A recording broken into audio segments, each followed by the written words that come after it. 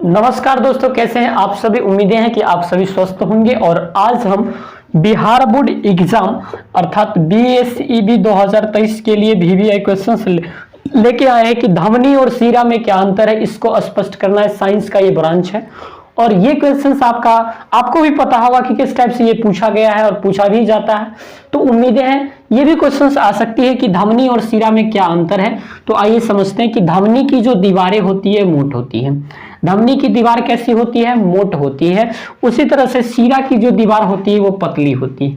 आप याद रखेंगे कि धमनी की दीवार जो होती है वो मोटी होती है, लेकिन सीरा की जो दीवार होती है वो पतली होती है।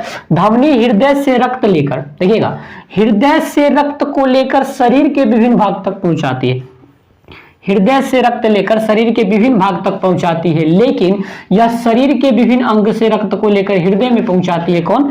सीरा का काम है कि शरीर के विभिन्न ऑर्गन से वो क्या करती है, रक्त को, ब्लड को लेकर के कहां पहुंचाती है? हार्ट में पहुंचाती है। लेकिन ये हार्ट से लेकर के विभिन्न जो बॉडीज के पार्ट है वहां तक पहुंचाती है। देखिए, धमनी जो होता है इसमें वाल्व पाया जाता है, नहीं पाया जाता है, लेकिन सीरा जो होता है इसमें वाल्व पाया जाता है।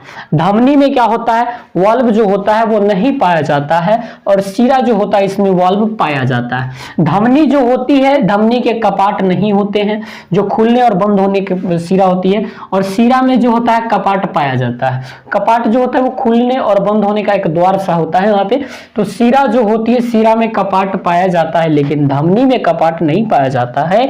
और धमनी का जो होता है आयतन में कोई परिवर्तन नहीं हो सकता है, लेकिन याद रखेंगे सीरा में परिवर्तन होता रहता है। तो मैं इसे रिपीट कर देता हूं, एक बार और देख लीजिएगा कि धमनी की दीवार कैसी होती है? मोटी होती है। सीरा की दीवार कैसी होती है? पतली होती है।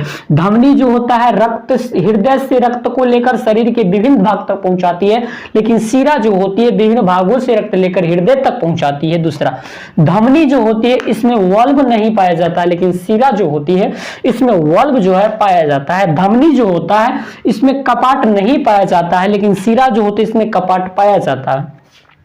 और धमनी के आयतन में जो परिवर्तन होता है नहीं होता है, लेकिन सीरा के आयतन में परिवर्तन हो सकता है। It's a possibility, not a fixed.